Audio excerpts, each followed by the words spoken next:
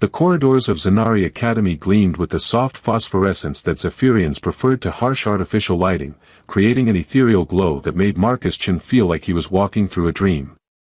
Or a nightmare, depending on how the next few hours went.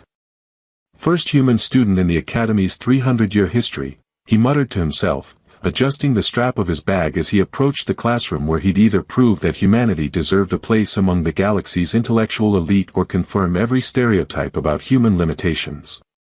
The door to advanced theoretical physics dilated silently as he approached, revealing a classroom that looked more like an art installation than a learning environment. Curved surfaces flowed seamlessly into each other, holographic displays floated at optimal viewing angles, and the seating arrangement seemed designed to facilitate both individual focus and group collaboration. What struck Marcus most, however, was the sudden, absolute silence that fell as he stepped into the room. 23 pairs of silver eyes turned toward him with the coordinated precision of a military formation. 23 young women with various shades of blue skin, from pale aqua to deep sapphire, their long ears elegantly pointed and currently angled forward with attention. 23 expressions that ranged from mild curiosity to barely concealed disdain. "Ah, Mr. Chen," Professor Velandra said, her melodic voice carrying the formal tones that marked educated Zephyrian speech. "Welcome to Advanced Theoretical Physics. Class, this is Marcus Chen, participating in our cultural exchange program." The murmurs that followed were conducted in rapid Zephyrian, but Marcus's crash course in the language was sufficient to catch phrases like, primitive human, and academic charity case. His face burned, but he kept his expression neutral. A skill he'd learned during diplomatic training. "Mr. Chen, please take the available seat," Professor Velandra continued, gesturing toward the back corner of the classroom. Marcus walked the gauntlet of stairs, feeling like a specimen under examination. The empty seat was, predictably, isolated from the cluster where most students had arranged themselves. As he settled into the flowing chair that automatically adjusted to his physiology, he caught fragments of whispered conversations. "Probably can't even comprehend quantum dimensional matrices. Father says the exchange program is political pandering. Wonder if he can actually keep up with the coursework." But as the whispers died down and Professor Velandra began her lecture on multidimensional energy harmonics, Marcus noticed something that made him forget his embarrassment. One student hadn't looked away. She sat 3 rows ahead and slightly to his left, her skin a deeper blue than most of the others, almost navy in the classroom's soft lighting. Her silver eyes hadn't left him since he'd entered, but unlike the others whose stares felt judgmental or dismissive, hers seemed analytical. Curious. As if she was solving a puzzle rather than passing judgment. Her name tag, visible when she turned slightly to retrieve something from her bag, read Lyra Synthera. The surname suggested minor nobility. Most Zephyrian aristocratic families carried the Sin prefix, but her posture lacked the casual arrogance that marked most of her highborn classmates. Professor Velandra's lecture was every bit as challenging as Marcus had expected. Theoretical physics from a Zephyrian perspective emphasized intuitive understanding of energy fields and dimensional interactions that human science approached through mathematical abstractions. Where humans built equations to describe reality, Zephyrians seemed to perceive it directly. The quantum foam exhibits resonance patterns that any sensitive individual should be able to detect, Professor Velandra explained, manipulating a holographic display that showed particle interactions in dimensions Marcus could barely visualize. "Miss Kethera, would you demonstrate the standard technique for measuring dimensional flux?" A pale blue student near the front stood gracefully, extending her hand toward the holographic display. Marcus watched in fascination as the display responded to her presence, showing energy patterns that shifted and flowed around her fingers. "Excellent sensitivity," Professor Velandra approved. "The flux readings are well within optimal parameters." Marcus tried not to feel inadequate as he realized that most of his classmates possessed telepathic and empathic abilities that were rare among humans. They weren't just studying theoretical physics. They were experiencing it in ways his species couldn't match. But as the lesson progressed, he noticed that Lyra, the girl who kept watching him, never volunteered to demonstrate. When called upon, she performed competently but without the evident enjoyment that marked her more gifted classmates. Her responses were technically correct but lacked the intuitive leaps that Professor Velendra praised in others. For tomorrow, Professor Velendra announced as the lesson drew to a close, please review the principles of quantum entanglement as they apply to consciousness transfer. We'll be exploring practical applications in our next session. As students began gathering their materials, the conversations resumed, most still centered around the novelty of having a human in their midst. Bet he doesn't even have basic telepathic sensitivity. Wonder what his test scores were to get admitted. Probably needs special accommodations just to follow the lectures. Marcus packed his bag slowly, giving the others time to leave before facing the corridor full of students who would undoubtedly continue their assessment of his presence. But as he stood to go, he found Lyra standing beside his desk, her silver eyes meeting his with a directness that was startling. You understood the lecture, she said, her voice softer than Professor Velandra's formal tones but carrying a clarity that suggested careful thought behind each word. Some of it, Marcus admitted. The mathematical frameworks are familiar, even if the intuitive elements are challenging for humans. You were taking notes on dimensional interaction theory, Lyra observed. Most students don't bother, they assume they'll remember the concepts naturally. Human memory isn't as reliable as Zephyrian recall, Marcus said. We have to work harder to retain complex information. Lyra tilted her head slightly, her long ears adjusting to focus on him more precisely. Working harder isn't a weakness. The simple statement, delivered without condescension or pity, was the first genuinely accepting thing anyone had said to him since his arrival. Marcus started, then stopped, not sure how to respond to unexpected kindness. Would you mind if I sat next to you tomorrow? Lyra asked, her voice carrying a note of something that might have been nervousness. Marcus blinked, certain he'd misheard. You want to sit next to me? If that's acceptable, she said, then added with what might have been the ghost of a smile, I think it might be interesting to see the lectures from a different perspective. Yes, Marcus said, probably too quickly. I mean, of course. That would be nice. Lyra's smile became more definite. Good. I'll see you tomorrow, Marcus Chen.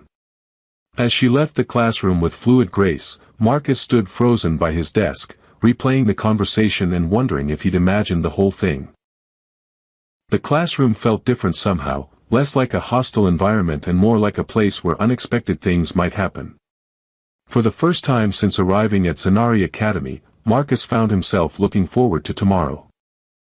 Marcus arrived at the physics classroom 15 minutes early the next morning, partly from nervousness and partly from genuine curiosity about whether Lyra had meant what she said. The classroom was empty except for the soft hum of environmental systems and the gentle phosphorescent glow that never quite felt like adequate lighting to his human eyes. He took his usual seat in the back corner and tried to review his notes from the previous day, but found himself glancing at the door every few seconds. When other students began filtering in, their conversations once again conducted in rapid Zephyrian that his limited vocabulary couldn't follow, he felt the familiar weight of isolation settling on his shoulders. Good morning, Marcus. He looked up to find Lyra standing beside the empty seat next to his, a satchel that seemed to shimmer with its own inner light slung over her shoulder. Her greeting was delivered in careful, formal human English rather than the more natural Zephyrian he'd expected. You came, he said, then immediately felt foolish for stating the obvious. I said I would, Lyra replied, settling into the chair with the fluid grace that seemed universal among her species. Though I should warn you, sitting next to me might not improve your social standing here. Why not? Lyra arranged her materials with precise efficiency, but Marcus caught a hint of something that might have been self-consciousness in her movements. I'm not particularly popular among my classmates. I ask too many questions, challenge too many assumptions, and I have opinions about art that most Zephyrians find eccentric. Eccentric how? I think individual expression is more important than collective harmony, she said, her voice dropping slightly. Which is practically heretical in traditional Zephyrian culture. Marcus studied her profile as she spoke, noting the way her ears drooped slightly when she mentioned her unpopular opinions. For what it's worth, I think individual expression is pretty important too. Yes, Lyra said, turning to meet his eyes directly. I thought you might. Professor Valandra's arrival interrupted their conversation, but Marcus found himself paying more attention to Lyra's reactions than to the lecture itself. She took notes with the same meticulous care he did, but her annotations were different, not just recording information, but questioning underlying assumptions and making connections that seemed to go beyond the standard curriculum. When Professor Valandra posed a particularly challenging problem about quantum field interactions, the usual suspects raised their hands, the top students who always seemed to know the answers before the questions were fully asked. But as the discussion progressed and the proposed solutions grew increasingly complex, Marcus noticed something interesting. They were all wrong. Not completely wrong, but they were approaching the problem from the same angle, making the same fundamental assumption about energy flow that led them into increasingly elaborate dead ends. Marcus could see the error clearly. His human training in linear mathematical processes made the flaw obvious, but he hesitated to speak up. Every previous attempt to contribute had been met with polite dismissal or barely concealed irritation. Anyone else? Professor Valandra asked, clearly hoping someone would find the solution she was looking for. Marcus felt Lyra's gaze on him and turned to meet her eyes. She nodded almost imperceptibly, and something in her expression gave him the courage he needed. Professor, he said, raising his hand. I think there might be a different approach. The classroom fell silent with the same abrupt completeness that had marked his first entrance. Professor Valandra's ears perked forward with interest, though whether from genuine curiosity or academic politeness was unclear. Please, Mr. Chen. Share your thoughts. Marcus stood, moving to the holographic display at the front of the classroom. His hands trembled slightly as he began manipulating the energy patterns, but his voice grew steadier as he explained his reasoning. Everyone's been assuming that the quantum fields maintain constant phase relationships, but what if that's not true? What if the phase variance isn't a measurement error but an actual property of the interaction? He adjusted the display parameters, showing how the seemingly chaotic fluctuations actually followed a predictable pattern when viewed from a different mathematical framework. The solution that emerged was elegant in its simplicity, requiring none of the elaborate compensations his classmates had proposed. By treating the variance as a feature rather than a bug, Marcus concluded, the whole system becomes self-regulating. The silence that followed was different from before, thoughtful rather than dismissive. Professor Valandra studied the display with obvious interest, her long ears twitching with what Marcus had learned to recognize as deep concentration. Fascinating, she said finally. A completely linear approach that somehow captures the essential nonlinear properties of the system. Most illuminating, Mr. Chen. As Marcus returned to his seat, he caught fragments of whispered conversations that were markedly different from the previous day's dismissive comments. Never would have thought to approach it that way. Actually quite clever for such a simple method. Maybe human thinking has some advantages. But the reaction that mattered most to him was Lyra's quiet, well done, as he settled back into his chair. How did you see that? She asked as Professor Valandra moved on to the next topic. The phase variance pattern wasn't obvious. It was to me, Marcus said. Human mathematics is all about finding patterns in apparent chaos. We're not good at intuitive leaps, but we're excellent at systematic analysis. Systematic analysis, Lyra repeated thoughtfully. We don't really learn that approach. Our education emphasizes natural sensitivity over methodical investigation. Different tools for different problems, Marcus suggested. Maybe that's why the exchange program exists, to show that different approaches can be complementary rather than competitive. Lyra was quiet for a moment, making notes that seemed to have little to do with Professor Valandra's current lecture. Marcus, she said finally, would you be interested in studying together? I mean, outside of class. I think I could learn a lot from your systematic approach.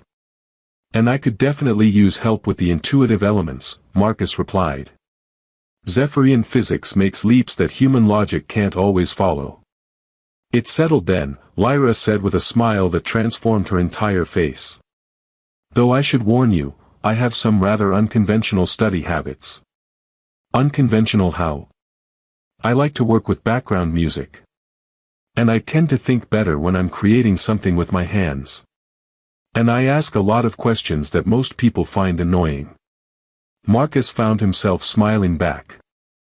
I think I can handle annoying questions. And I'm curious about the music and the creating things. Good, Lyra said, her voice carrying a warmth that made something tight in Marcus's chest begin to relax.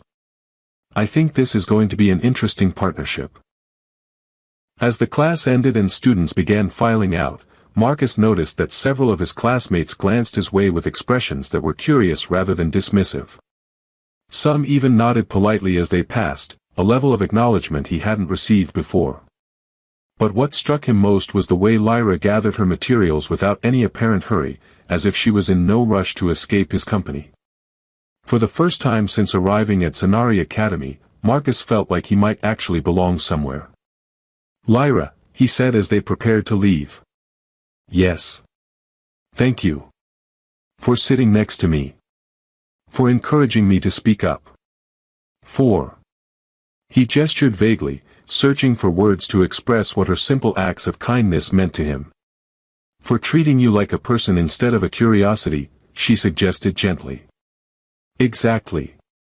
Marcus, Lyra said, her silver eyes meeting his with that same direct intensity that had first caught his attention. You don't need to thank me for basic decency. Though I'm glad it helps. As they walked out of the classroom together, Marcus realized that for the first time in days, he wasn't dreading tomorrow's lesson. In fact, he was rather looking forward to it. Their first official study session took place in Lyra's dormitory room 3 days later, and Marcus discovered that unconventional study habits was a considerable understatement. The room itself was unlike anything he'd expected from a Zephyrian living space. Instead of the minimalist aesthetic that seemed to dominate the academy, Lyra's quarters were filled with what could only be described as controlled chaos. Three-dimensional light sculptures hung suspended in the air, casting shifting patterns of color across the walls. Musical instruments from at least 4 different species were arranged in what seemed like random clusters but probably followed some artistic logic Marcus couldn't perceive. Books and data tablets were stacked on every available surface, many of them marked with handwritten notes in what appeared to be multiple languages. Welcome to my organized disaster, Lyra said, gesturing for him to sit on a cushioned floor mat that was softer than it looked. I know it's not very Zephyrian, but I think better in environments that stimulate multiple senses. It's incredible, Marcus said, genuinely meaning it. The room felt alive in a way that his sterile dormitory quarters never could. Did you create all of these sculptures? Most of them. They're study aids, actually, each one represents a different theoretical concept. Lyra touched a control panel, and one of the sculptures began to slowly rotate, its internal light patterns shifting to demonstrate quantum field interactions. I find that when I can see abstract concepts as physical forms, I understand them better. Marcus watched the light sculpture with fascination, seeing familiar equations represented as flowing geometries that made their relationships suddenly clear. This is brilliant. You're visualizing mathematical relationships as artistic forms. You can see the mathematics in them. Lyra's ears perked forward with interest. Most people just see pretty lights. The mathematics is what makes them beautiful, Marcus said, studying the way energy flows were represented as color gradients. Form following function, but elevated to art. Lyra's smile was radiant. Yes. Exactly. That's what I've been trying to explain to my classmates, but they think I'm wasting time with frivolous decoration when I should be focusing on pure theory.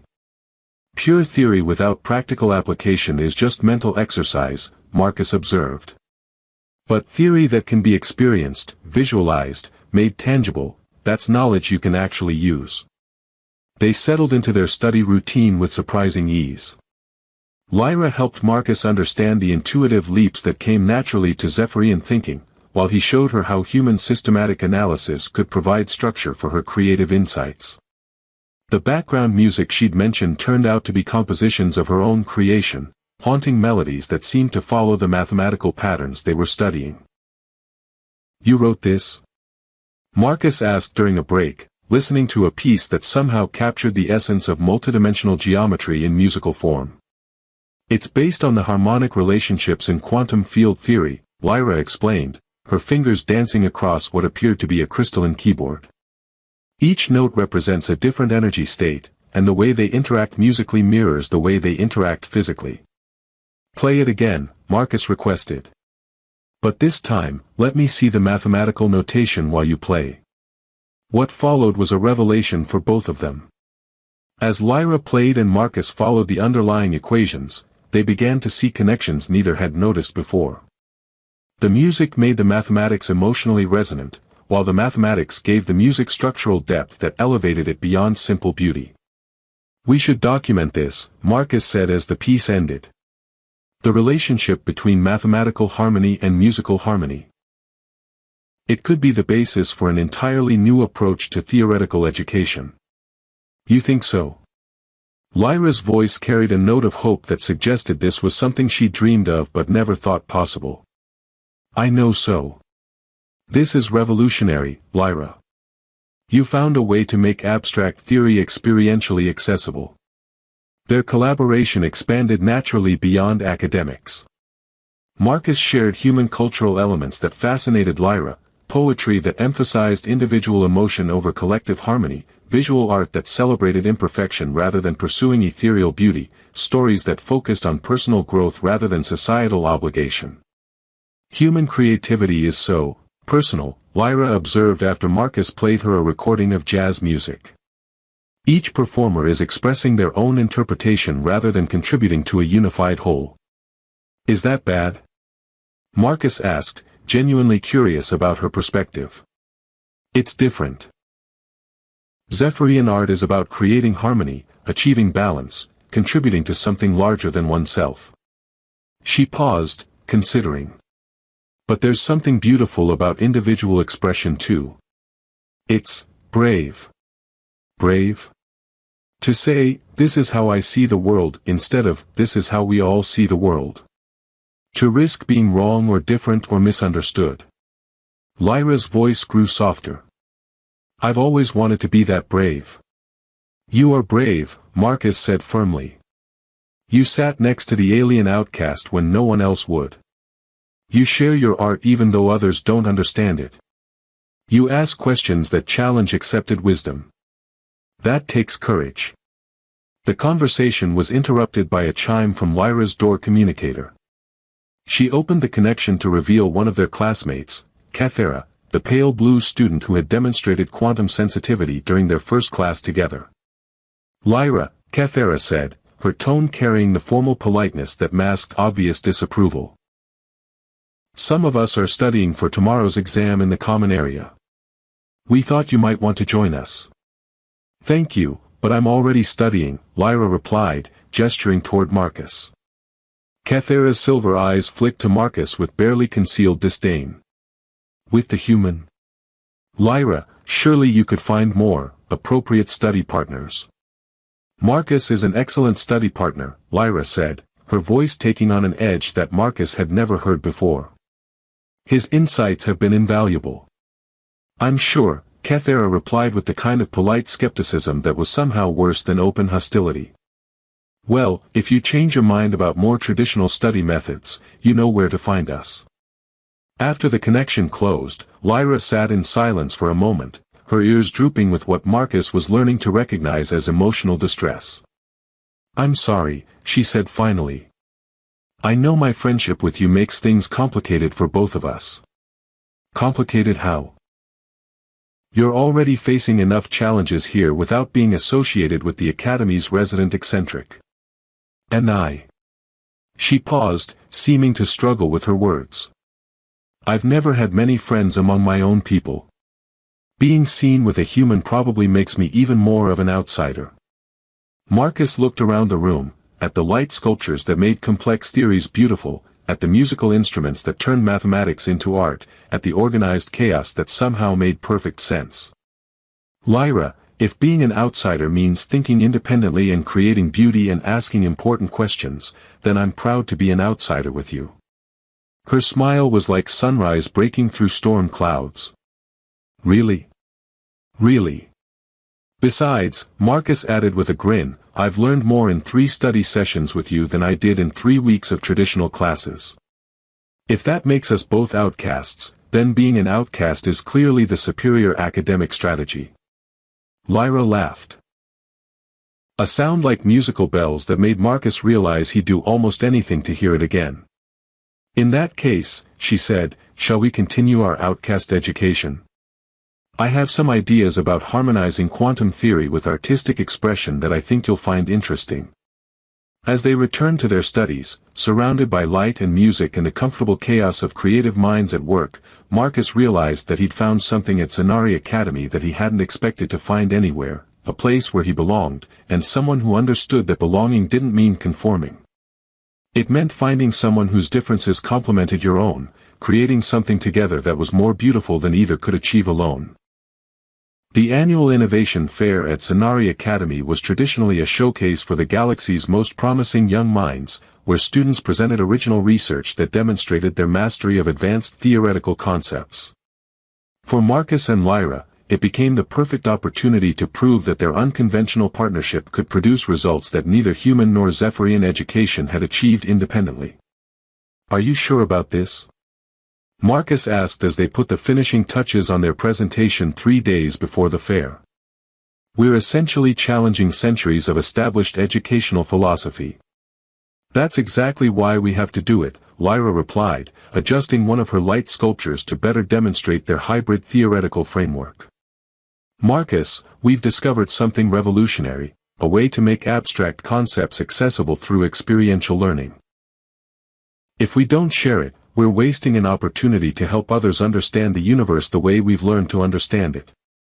Their project, officially titled Harmonic Integration of Mathematical and Artistic Expression in Theoretical Physics Education, represented months of collaboration that had evolved far beyond simple study sessions. They had documented how musical composition could illustrate quantum field relationships, how three-dimensional art could make multidimensional mathematics tangible, and how the emotional resonance of creative expression could enhance retention of complex theoretical concepts. The preliminary reviews from the selection committee were interesting, Marcus said, consulting the feedback they'd received. Professor Velandra called our approach unprecedented but potentially transformative. Dean Morthek described it as either brilliant or completely misguided. And the human liaison said it was exactly the kind of cross-cultural innovation the exchange program was designed to foster. In other words, nobody knows what to make of us, Lyra summarized with a smile that had become increasingly frequent over their months of partnership. Pretty much. But they're curious enough to give us a slot in the primary presentation schedule. The day of the Innovation Fair dawned bright and clear, with the space station's artificial solar cycle providing optimal lighting for the presentation halls. Marcus and Lyra arrived early to set up their display, which looked more like an art installation than a traditional academic presentation. Light sculptures representing different theoretical concepts hung at strategic points around their assigned space, while musical instruments were positioned to demonstrate the harmonic relationships they'd discovered. Interactive displays allowed visitors to manipulate mathematical variables and see how the changes affected both the visual art and the accompanying music. It's beautiful, said Dr. Sarah Kim, the human exchange coordinator, as she stopped by their booth during the setup period. But does it actually work? Can students really learn theoretical physics through artistic expression? See for yourself, Lyra said, activating their main demonstration. Dr. Kim, what's your background in quantum field theory? Basic undergraduate level, nothing advanced. Perfect. Lyra guided her to the central control interface. Try manipulating these field strength parameters while listening to the musical changes and watching the light patterns. What followed was 15 minutes of the most effective physics education Marcus had ever witnessed. Dar. Kim, who had struggled with quantum concepts in her formal education, began to intuitively understand field interactions through their artistic representation. When a particularly complex relationship became clear to her, her expression of wonder made all their months of work worthwhile. "This is incredible," she said finally. "I actually understand what's happening. The music makes the mathematical relationships feel natural instead of abstract." Word of their demonstration spread quickly through the fair. Within hours, their booth was surrounded by students, faculty, and researchers from institutions across the galaxy. The response was unlike anything either Marcus or Lyra had anticipated. "Remarkable integration of sensory modalities," observed Dr. Zelnara from the Rigel Institute of Advanced Studies. "You've essentially created a universal language for theoretical concepts that transcend species-specific learning preferences." Professor Velandra arrived with a delegation of senior faculty, her expression shifting from professional curiosity to genuine amazement as she experienced their demonstration. "Miss Synthara, Mr. Chen, you've accomplished something that our education committees have been trying to achieve for decades, truly inclusive learning that leverages the strengths of different cognitive approaches." But the moment that mattered most to Marcus came when Kethera and several of their classmates stopped by the booth. The same students who had dismissed him as academically inferior were now struggling to understand concepts that became immediately clear through the artistic presentation. "I don't understand," Kethera said, manipulating the controls and watching her modifications play out in music and light. "How is this possible?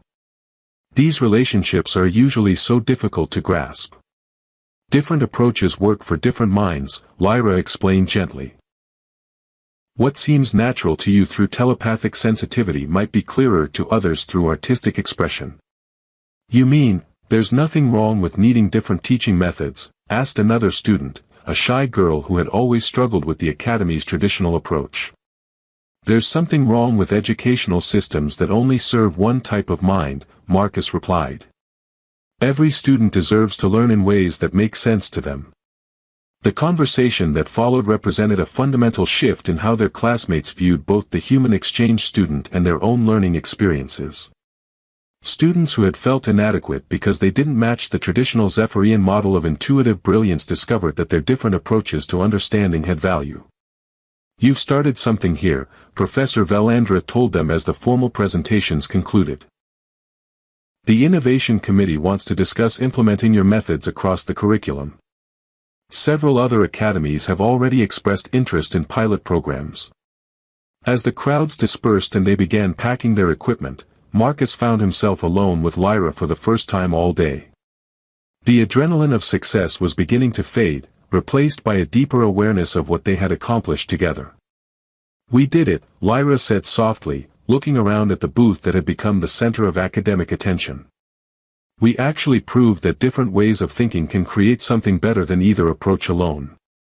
"We proved more than that," Marcus replied, watching her face in the soft glow of her light sculptures. "We proved that when two people really understand each other, they can change the world." Something in his tone made Lyra look at him more closely, her silver eyes searching his expression. "Marcus, I need to tell you something." "What?" "That first day, when I couldn't stop staring at you in class, it wasn't just intellectual curiosity." Her voice grew softer, more vulnerable than he'd ever heard it. "I was fascinated by your resilience. By the way you kept trying to contribute even when others dismissed you. By your willingness to see value in differences instead of threats." Marcus felt his heart skip a beat. "Lyra. I know it's complicated. We're from different species, different worlds. And I know that relationships between humans and Zephyrians are rare because the cultural differences can be so vast." She paused, gathering courage. "But Marcus, what we've built together, this partnership, this understanding, this ability to make each other better, it feels like something worth protecting. It feels like something worth building a life around," Marcus said, stepping closer to her. "Lyra, I've been trying to figure out how to tell you that somewhere between that first study session and today, I stopped thinking of you as just a friend and started thinking of you as everything. Her smile was radiant, transforming her entire face with joy that seemed to light up the space around them. Really? Really? Though I should warn you, dating a human probably comes with its own set of complications. I'm quite fond of complications, Lyra said, reaching for his hand. Especially the kind that challenge assumptions and create beautiful solutions to impossible problems. In that case, Marcus said, intertwining their fingers and marveling at how perfectly they fit together despite their different anatomy, I think we're going to have a very interesting future. 6 months later, as they prepared to graduate from Zanari Academy and begin their joint doctoral program at the University of New Geneva, their relationship had become part of the Academy's legend. The quiet girl who had broken the silence to sit next to the human outsider had become the co-creator of educational methods that were revolutionizing learning across the galaxy. Their love story was whispered about in dormitories and discussed in faculty meetings as proof that the most meaningful connections often form between the most unlikely partners. But for Marcus and Lyra, the real magic wasn't in defying expectations, it was in finding someone who understood that true love meant helping each other become the best versions of themselves. Ready for the next adventure? Lyra asked as they stood together on the observation deck, watching the transport that would take them to their new university preparing to dock. With you? Marcus replied, watching the stars reflect in her silver eyes. I can't think of anything I'm more ready for. As the transport carried them toward their future, their hands intertwined and their dreams perfectly aligned, both of them knew that they had found something rarer than academic success or professional recognition. They had found a love that bridged not just the space between worlds, but the space between who they had been and who they were meant to become together.